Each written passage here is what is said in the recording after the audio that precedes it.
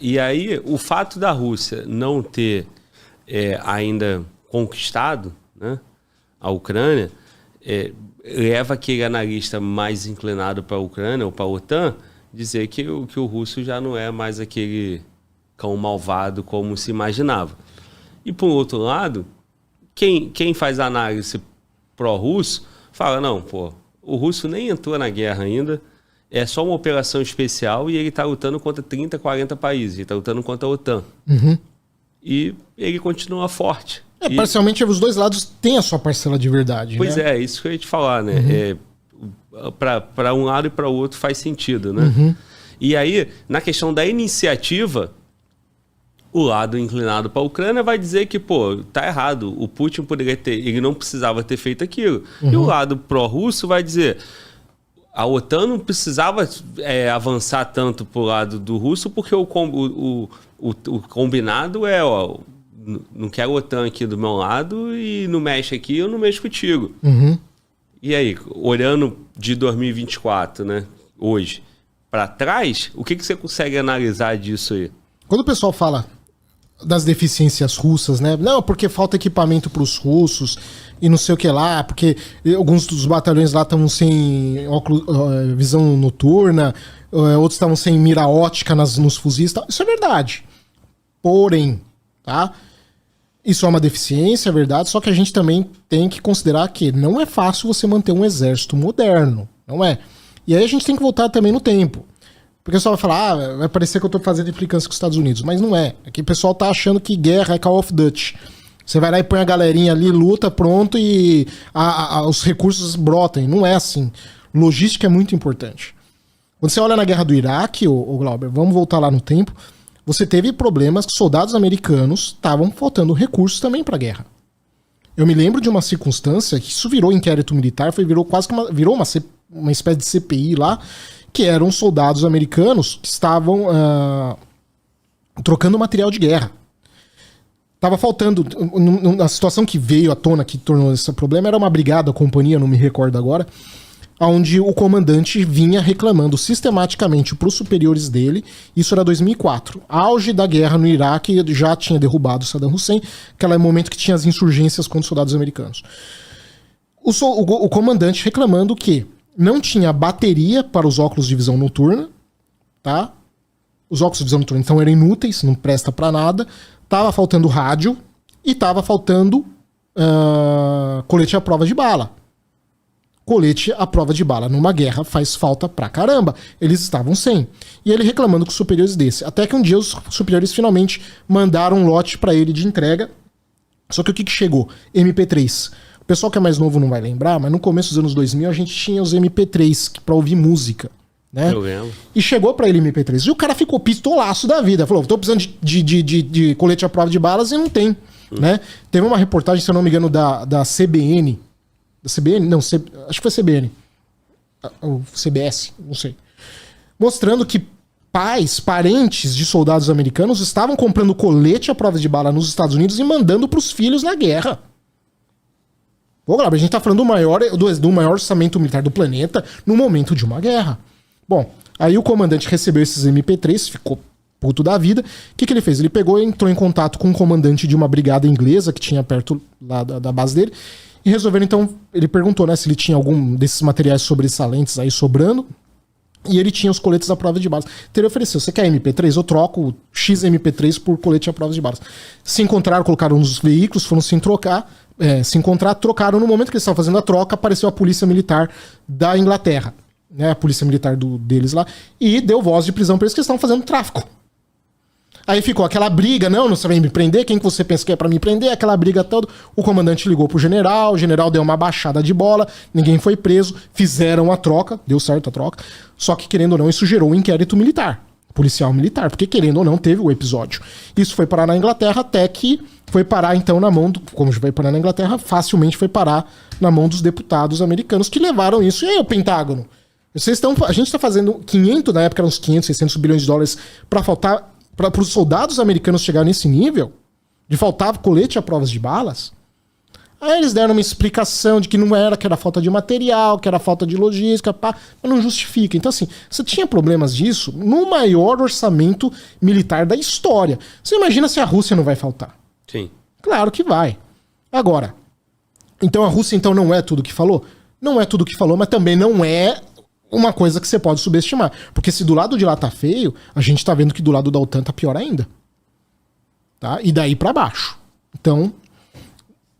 Não é assim também, tá? Os russos são fracos, os russos perderam a sua moral. Meu, na boa, nenhum país do mundo ia aguentar as sanções que a Rússia tá aguentando. O pessoal que tá indo muito na torcida, o Glauber, agora, pessoal muito anti-Rússia, que odeia a Rússia e não sei o que lá, e vamos torcer pra Europa, esse pessoal vai cair do cavalo, porque assim, quando acabar a guerra, supondo que não seja uma guerra nuclear, tomara, não tenha dúvida, a primeira coisa que a Moscou vai fazer vai ser normalizar as relações com a Europa. Eles vão tentar normalizar as relações. E o pessoal vai cair da cadeira porque eles vão normalizar as relações. Toda essa cacetada de gente que morreu em vão. Vai morrer em vão. Não tenha dúvida com relação a isso. Tá? Supondo, de novo, que você não tem o pior dos cenários, que é a entrada da OTAN ou então alguma coisa acontecendo que leve para um conflito maior. Eles estão se preparando para um conflito maior. Você pega até recentemente teve um vazamento de um relatório alemão acreditando que vai ter, por volta de 2025, alguma coisa dos russos atacando. Aí a gente não sabe. Mas ao que tudo indica, eles estão se preparando. E aí quando você fala que o russo vai normalizar ali as relações com a Europa, nós estamos falando de um cenário de OTAN fraca, né? Ou inexistente mais, né? Já.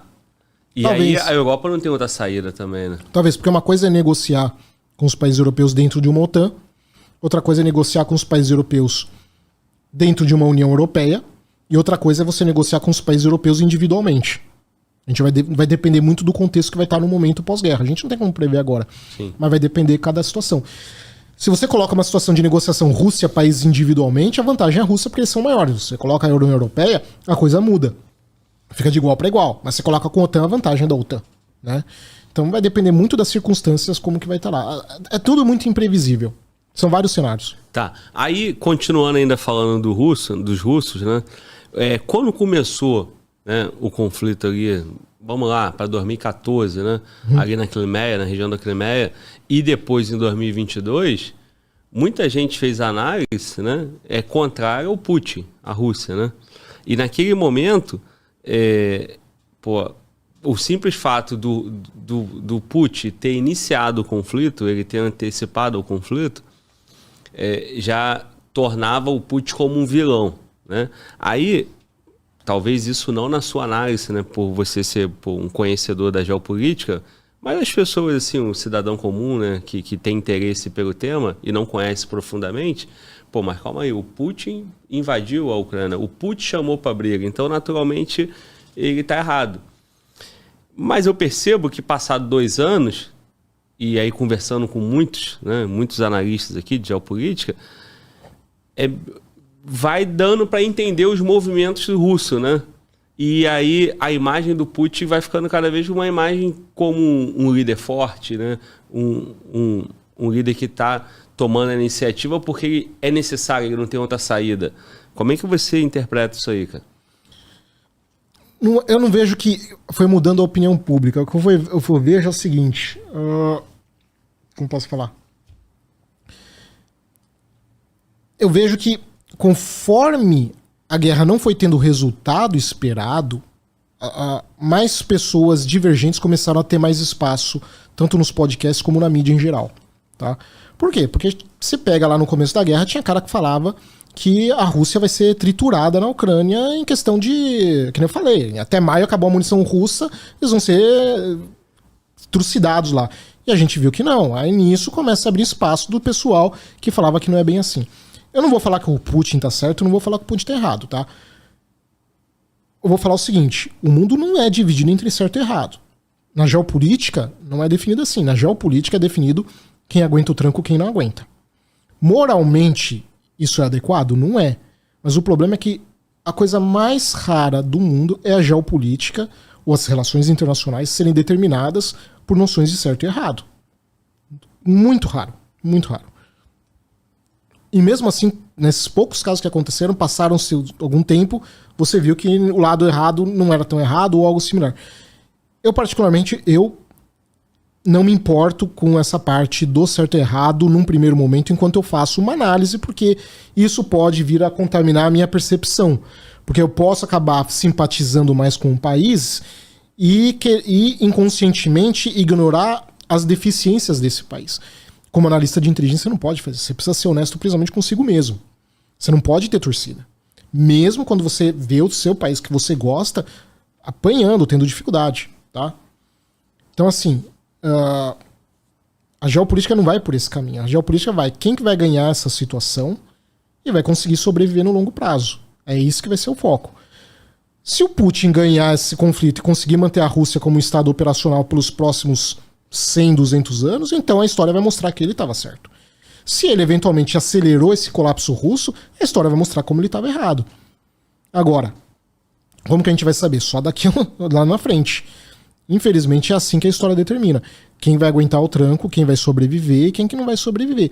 A geopolítica, as relações internacionais, elas são mais ou menos que nem aquele filme lá, Os Jogos Vorazes.